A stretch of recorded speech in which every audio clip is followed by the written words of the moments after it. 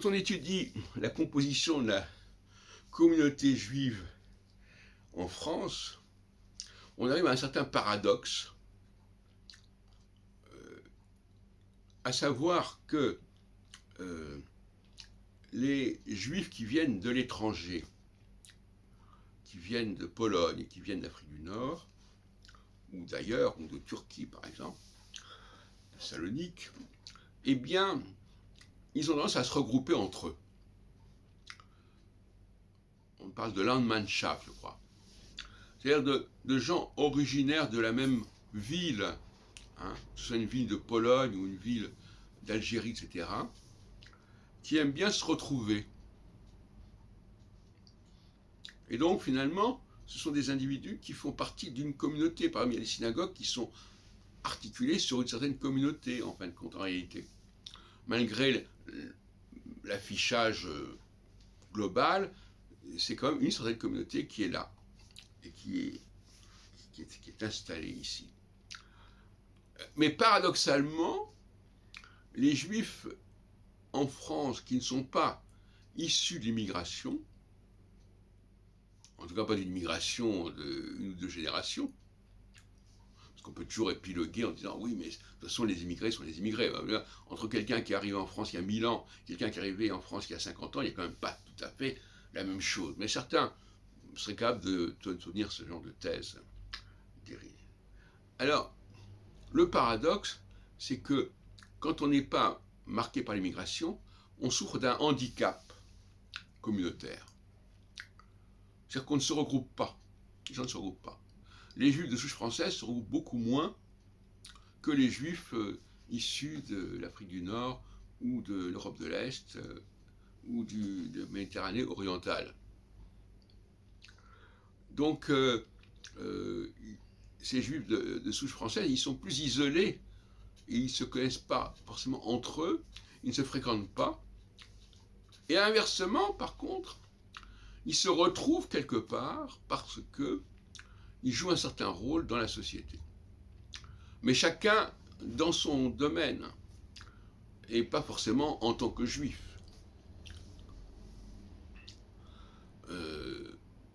C'est une étude sociologique qu'on pourrait continuer à faire, évidemment. Quel est le nombre de juifs qui ont un rôle moteur au sein d'une société, d'une communauté, etc.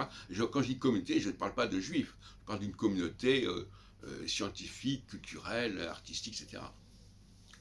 Voilà, donc voilà, nous avons donc deux catégories de population dans le monde juif.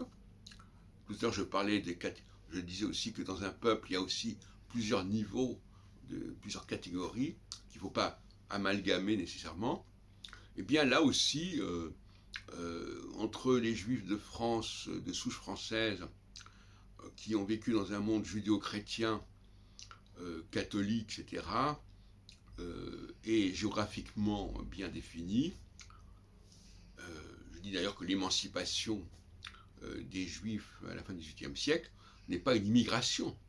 C'était des juifs qui vivaient déjà en France ou dans les confins de la France et qui ne sont pas arrivés d'ailleurs.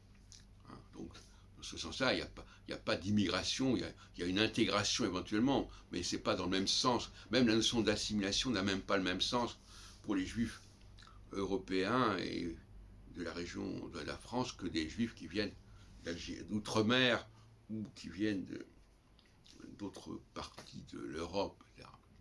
Donc on mélange tout, il faudrait distinguer les modes d'intégration, les modes d'assimilation, les enjeux qui ne sont pas les mêmes non plus. Donc je m'intéresse beaucoup à ces juifs de souche française, dont je fais partie d'ailleurs, et qui sont souvent mal à l'aise. D'abord, aujourd'hui, ils ne sont pas représentés, ils ne sont pas à la tête de la communauté juive de France, parce que justement, parce que justement, il y a le phénomène communautaire qui existe là, et qui fera qu'on va solidariser avec quelqu'un de la même origine géographique, qui a eu le même parcours migratoire, etc. Et donc, ça va se passer comme ça. Donc, ils sont sous-représentés au niveau des instances communautaires, pour des raisons que je viens d'expliquer, et en revanche, ils sont extrêmement présents individuellement dans toutes les catégories, tous les domaines de la vie intellectuelle, sociale, commerciale française. Et ils finissent par se reconnaître entre eux d'une certaine manière, mais c'est plutôt les antisémites qui les reconnaissent. Bon, ben, encore faut-il savoir qu'ils sont juifs. Bon, voilà. Donc, bon, on n'a pas terminé de parler de ces questions-là, mais j'espère que je donne ici quelques pistes de recherche.